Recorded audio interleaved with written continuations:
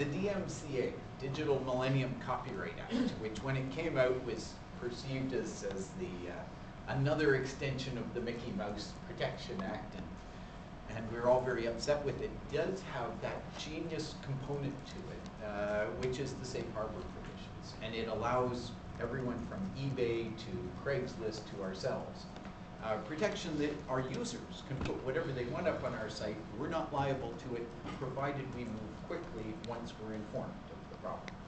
So in our case, it's actually interesting, because we thought we'd have this problem, and occasionally we do. You know, someone uploads a copy of Harry Potter to Lulu, and people start coming to Lulu to find it.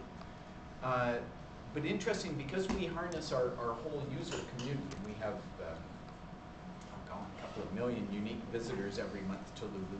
It's amazing, with only 120 people at Lulu, we can't go through 20,000 new books every month, but our community of users do.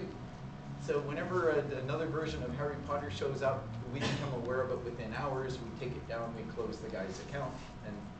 And what's happened to us over time, as we've gotten bigger, is we actually have less of that problem, interesting enough, rather than more, because our brand is now understood on the internet as not the place you go if you're trying to plagiarize content.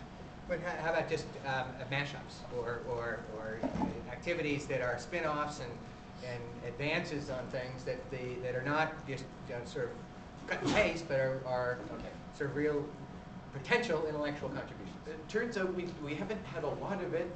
It's the fun bit I've had because of being involved with in this field for a while, but also with Larry Lessig's Creative Commons. I've spent a fair amount of time stewing on this stuff, so we have a reasonably sophisticated understanding of what is actually infringed copyright and what isn't. But as I say, because we have a brand, there are sites out there that they don't care what you put up on their site, and so anyone who is trying to put up problematic material knows to put it up somewhere else rather than Lulu.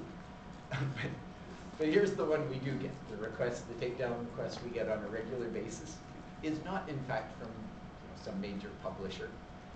It's from a partner in a relationship. So a husband or a wife's lawyer will contact us, because what will have happened is one partner will have written the book and the other partner will have set up the Lulu account.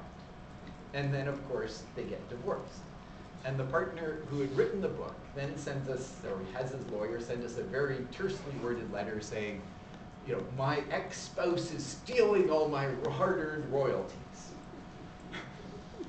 And so what we do is we simply send a note back to both parties saying, hey guys, we're not marriage counselors, you know, sort of. So we're going to take your content down. Once you guys resolve the issue, we'll be happy to have your content back up on the But that's interesting enough, that's the only one we seem to see regularly. And we don't even see that one very regularly, fortunately.